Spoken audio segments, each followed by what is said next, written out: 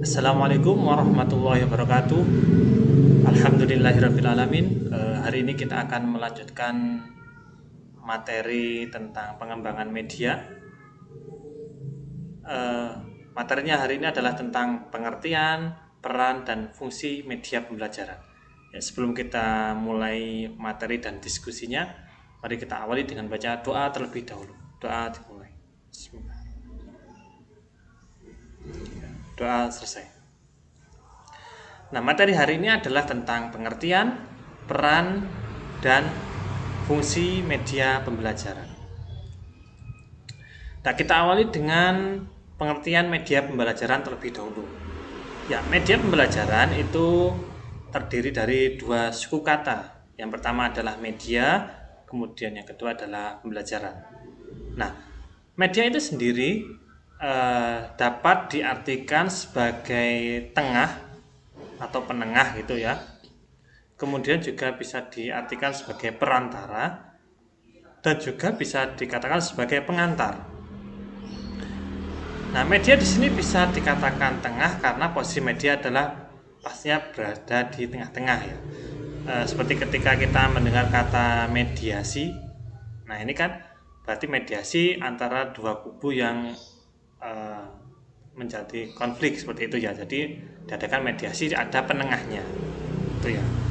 Atau juga perantara, berarti ada informasi dari A ke B, itu bagaimana caranya supaya bisa sampai. Nah, kita menggunakan media, seperti kita mengirim pesan, mengirim gambar, video, seperti itu kan butuh media. Nah, itu perantara. Nah, bisa juga dikatakan sebagai pengantar ya. Misal ada barang kemudian kita ingin mengirimkan pada seseorang, kita kan butuh alat yang untuk bisa mengantar. Itu namanya adalah media. Nah, jadi media di sini bisa berarti tengah, perantara, dan juga pengantar. Nanti juga akan berlaku pada pembelajaran gitu ya. Sedangkan pembelajaran sendiri dapat diartikan sebagai membelajarkan, kombinasi demi tercapainya tujuan, dan juga menjadikan belajar. Ya, antara membelajarkan dan menjadikan belajar ini mirip ya. Karena awalnya adalah seseorang yang tidak melakukan apa-apa, kemudian melakukan sesuatu atau diberikan suatu tindakan, maka mereka melakukan tindakan belajar, maka itu dinamakan pembelajaran. Nah, contohnya ketika siswa ya masih di rumah, masih siap-siap pakai seragam, sarapan, itu kan belum bisa dikatakan sebagai pembelajaran ya, karena masih persiapan. Tapi kalau sudah sampai di sekolah, kemudian buku sudah dibuka, kemudian guru menuliskan materi di papan, itu sudah mulai belajar, sehingga pembelajaran sudah bisa dimulai seperti itu. Atau kombinasi demi tercapainya tujuan. Ya, kombinasi pastinya di sini adalah terdiri dari beberapa kegiatan. Misal tanya jawab, kemudian menulis, membaca, kuis, permainan, dan sebagainya. Tapi tujuannya adalah untuk mencapai suatu target tertentu. Nah, ketika kita belajar kan pastinya ada targetnya ya, target yang ingin dicapai. Nah, target ini kalau ingin dicapai dengan suatu tindakan, itu namanya adalah pembelajaran. Ya, kalau melihat dari arti yang kedua ini, jadi kita memang untuk pembelajaran tidak selalu harus di sekolahan gitu ya. Kita di rumah itu juga bisa melakukan pembelajaran. Yang penting ada tindakan kombinasi tindakan, kemudian ada tujuan yang ingin dicapai. Nah, itu namanya adalah pembelajaran. Seperti membersihkan rumah, kemudian mencuci pakaian, itu kan ada tujuan tertentu, ada kombinasinya ya. Itu namanya juga pembelajaran seperti itu. Jadi artinya bisa luas ya untuk pembelajaran. Dan yang terpenting adalah adanya tujuan.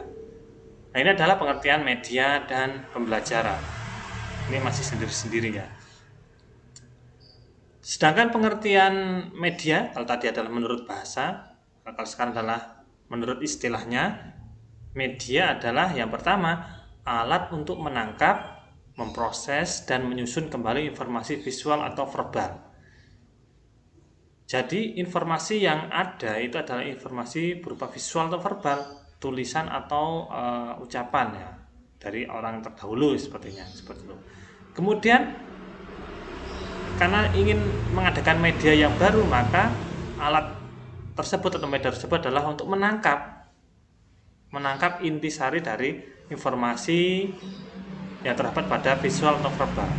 Setelah ditangkap materinya adalah tentang ini, maka kemudian diproses, kemudian didesain, kemudian kalau sudah jadi baru disusun medianya.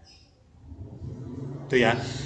Kemudian dari pengertian yang kedua adalah paduan antara bahan dan alat atau perpaduan antara software dan hardware.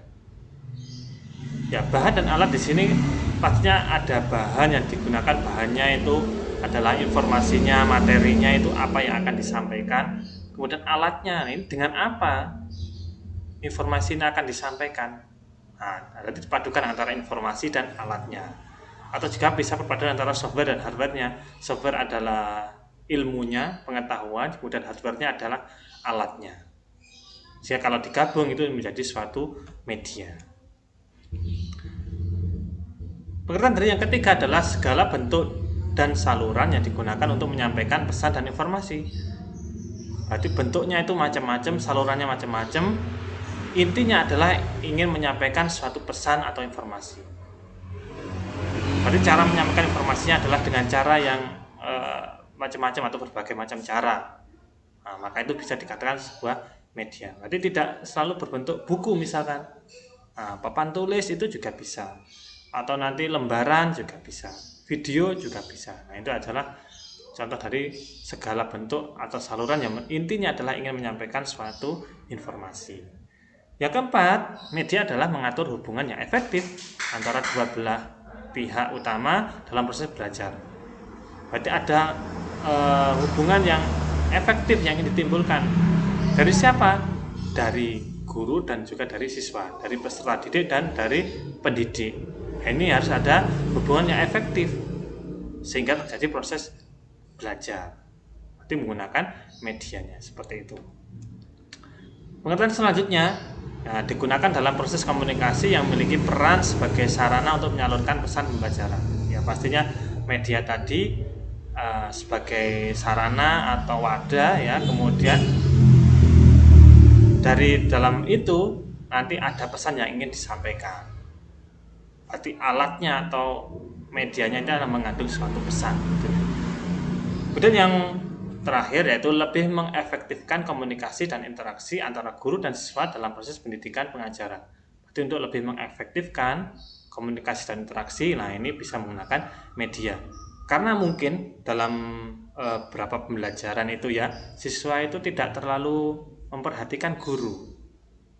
Mungkin bosan atau tidur ngobrol dengan temannya. Nah, ini guru bisa mensiasati dengan menggunakan media supaya komunikasinya lebih interaksi, lebih interaktif seperti itu. Nah, ini ada 6 pengertian media menurut istilah atau menurut para ahli. Nah, kemudian untuk yang terakhir pastinya kalian bisa merangkum, bisa mengambil intisari dari pengertian media ini. Sehingga menurutmu apa itu media? Itu ya. Nah, ini tadi pengertian dari media. Nah, ini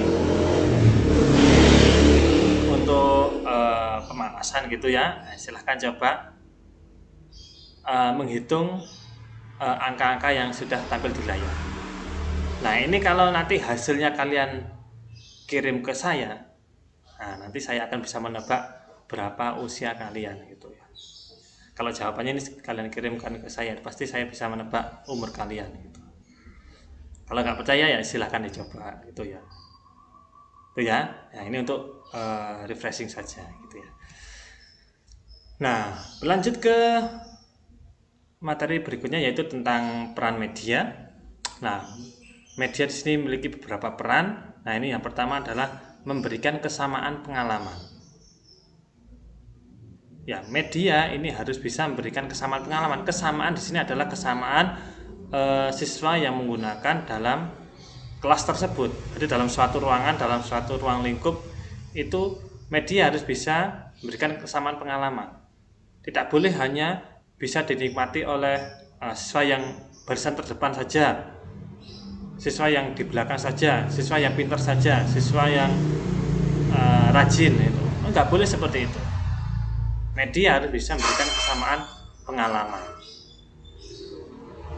Ya contohnya yang mungkin kurang efektif adalah seperti penggunaan papan tulis ya. Biasanya kalau kelasnya itu panjang gitu ya, kemudian siswa yang depan itu enak menulisnya karena bisa terlihat. Tapi kalau siswa yang di belakang, apalagi kalau masih kecil ya, masih kelas 1, kelas 2 SD, itu kan nanti perlu berdiri-berdiri gitu ya untuk bisa melihat tulisan.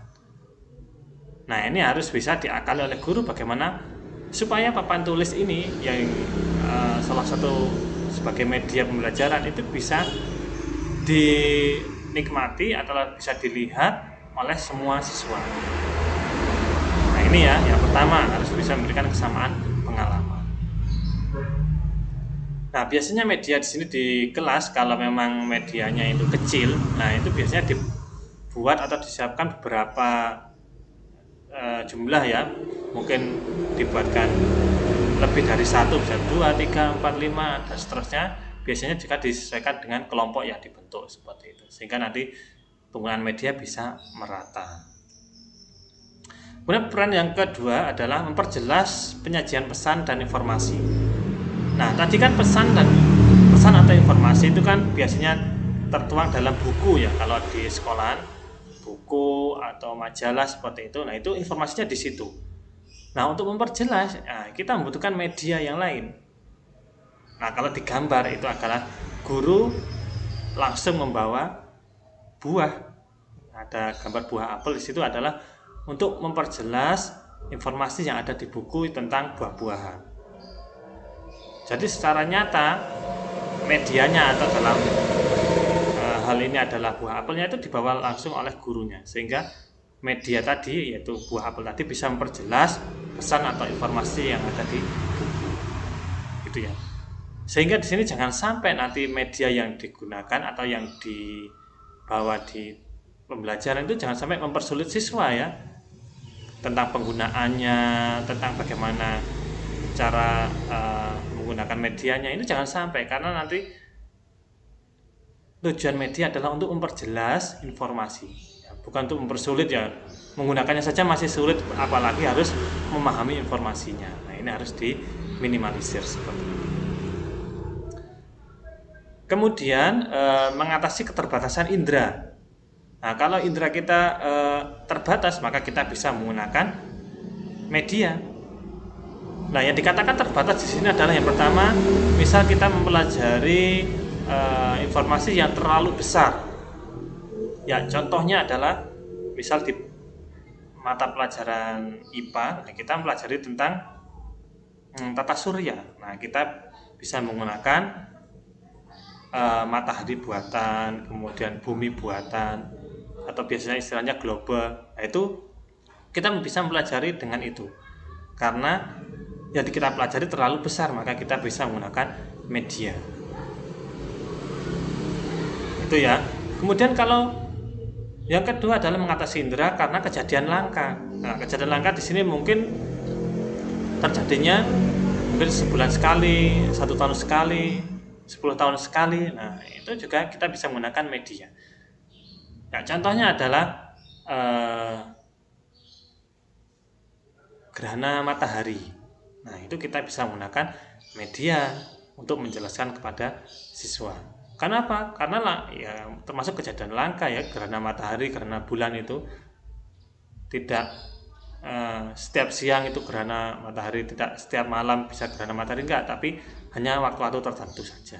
Nah, itu kita bisa mempelajari, tetap bisa mempelajari di kelas tanpa harus menunggu gerhana itu terjadi. Itu bisa menggunakan media. Kemudian terbatas yang selanjutnya adalah karena peristiwa alam. Nah, contohnya adalah ingin mempelajari tentang hujan ya, proses terjadinya hujan, daur hujan. Nah, itu kan kita bisa menggunakan media yang ada gitu ya. Tidak perlu kita harus menunggu hujan, menunggu musim hujan. Nah, itu nanti kelamaan ya keburu pulang sekolah.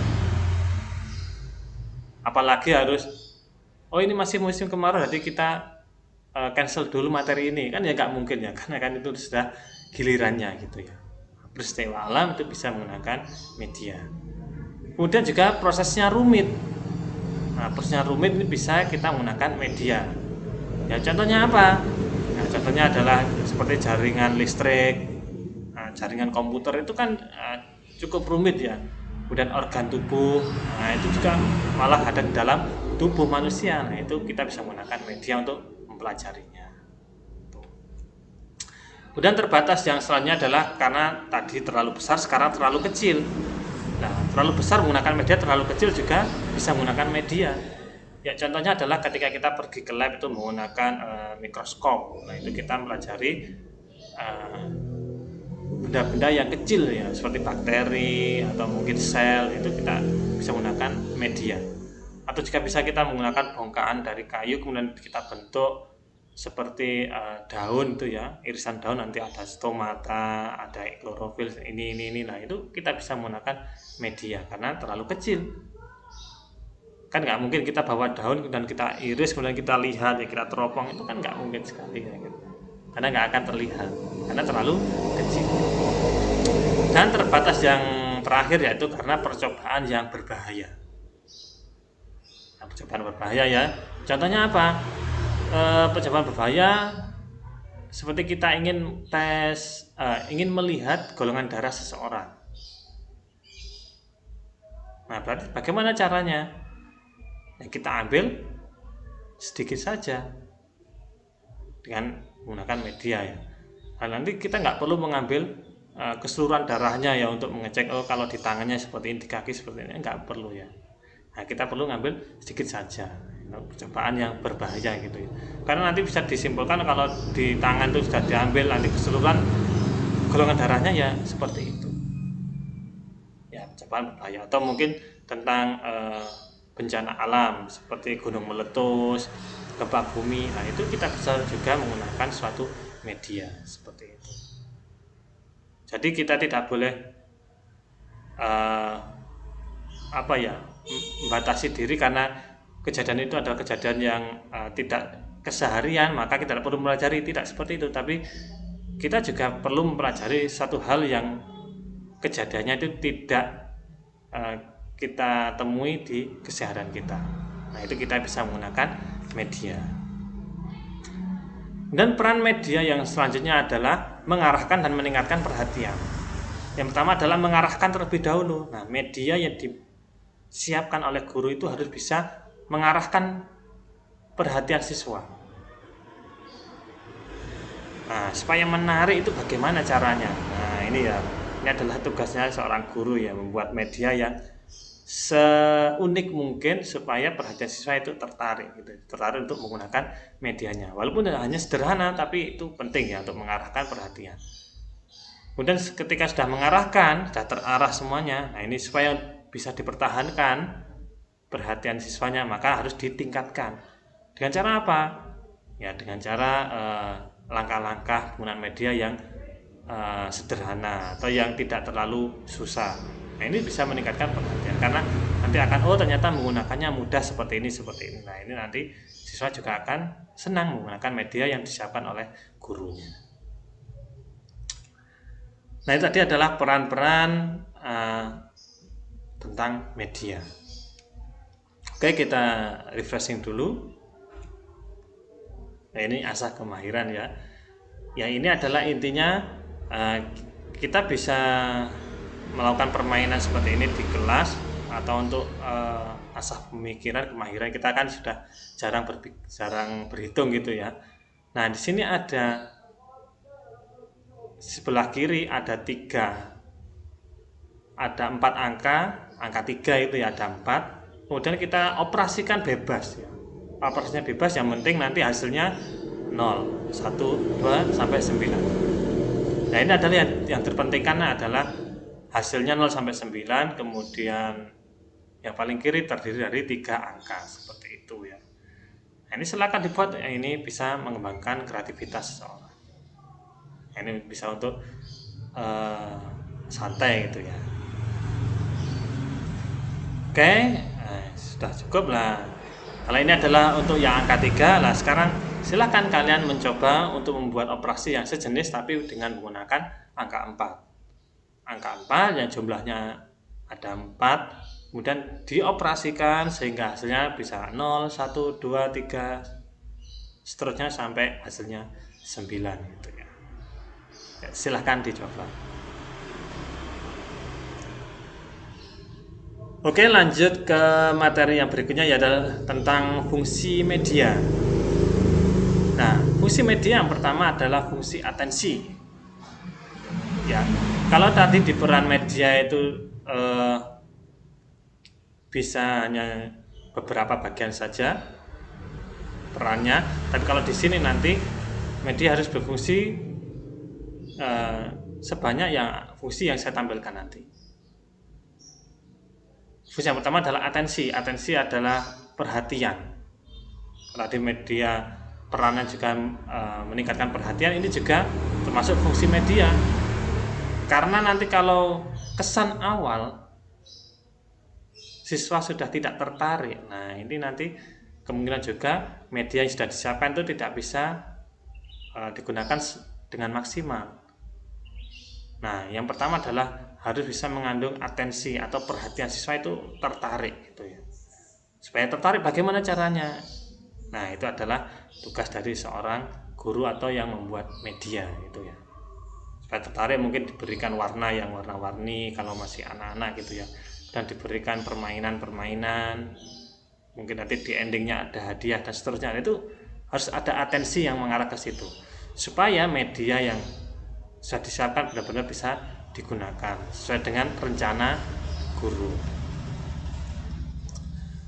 Nah, kemudian fungsi yang kedua adalah fungsi afeksi. Nah, kalau sudah perhatian siswa sudah mengarah ke media yang dibawa, nah ini selanjutnya adalah fungsi afeksi. Afeksi adalah lebih ke kenyamanan atau sikap yang yang ditunjukkan oleh siswa ketika menggunakan media. Oh, siswanya antusias apa tidak, siswanya senang apa tidak, itu kan bisa terlihat oleh sikap siswa ketika menggunakan media tersebut. Kalau sangat antusias, oh berarti medianya ini sudah bagus ya. Kalau menggunakannya malas-malasan, nah ini medianya berarti harus ada sesuatu yang perlu direvisi seperti itu. Fungsi afeksi berarti dengan menggunakan media siswanya itu memang benar-benar nyaman, senang gitu ya, senang menggunakannya, nanti dapat hal baru dan juga dapat ilmu baru. Afeksi ini contohnya adalah digambarkan dengan siswa yang sedang belajar melempar bola. Nah, pastinya kalau ini dalam keadaan yang sebenarnya itu bisa dilihat kalau siswa dan gurunya saling ketawa gitu, berarti kan fungsi afeksinya sudah masuk di media tersebut. Nah, fungsi media yang berikutnya adalah fungsi kognitif. Nah, kognitif ini pastinya adalah sesuatu yang ingin disampaikan atau informasinya.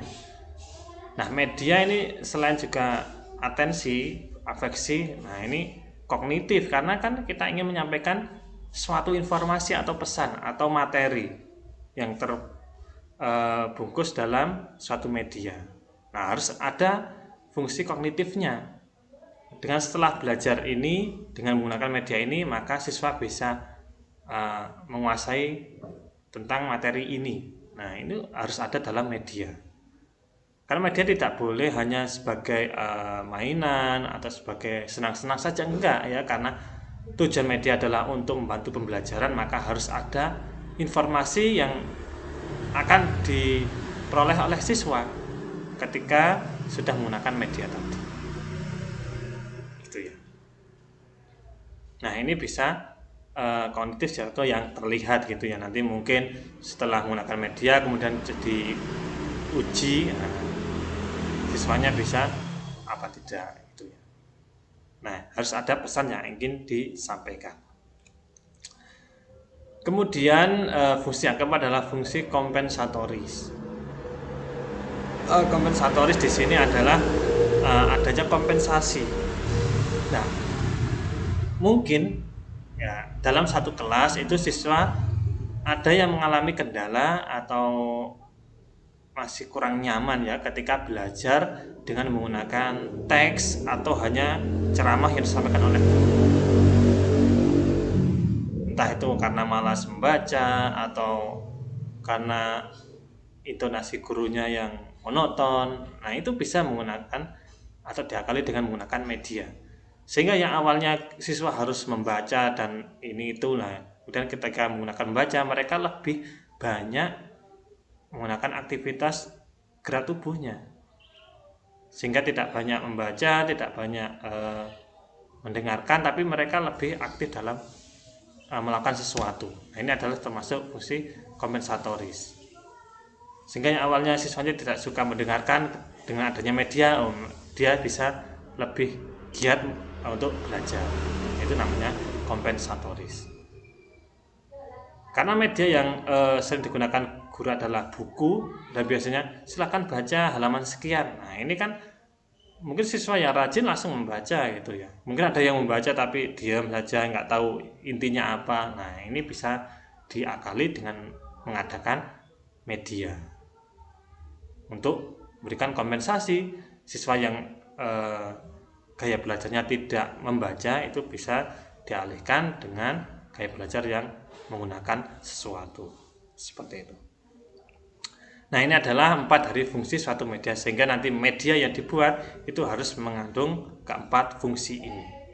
Ada fungsi atensi atau menarik perhatian, kemudian ada afeksi berarti nyaman dalam menggunakan media, kognitif ada informasi yang ingin disampaikan dengan media, dan kompensatoris adalah adanya timbal balik atau membantu siswa yang kurang bisa belajar menggunakan tulisan atau dengan suara seperti itu.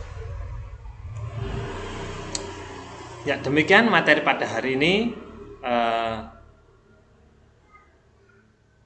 tentang peran, pengertian dan fungsi media. Apabila ada pertanyaan seputar materi pada hari ini, silahkan dituliskan di kolom komentar atau di grup yang sudah tersedia. Ya, untuk hari ini saya cukupkan sekian. Mari kita akhiri dengan baca hamdalah bersama-sama. Alhamdulillahirabbil alamin. Saya akhiri. Assalamualaikum warahmatullahi wabarakatuh.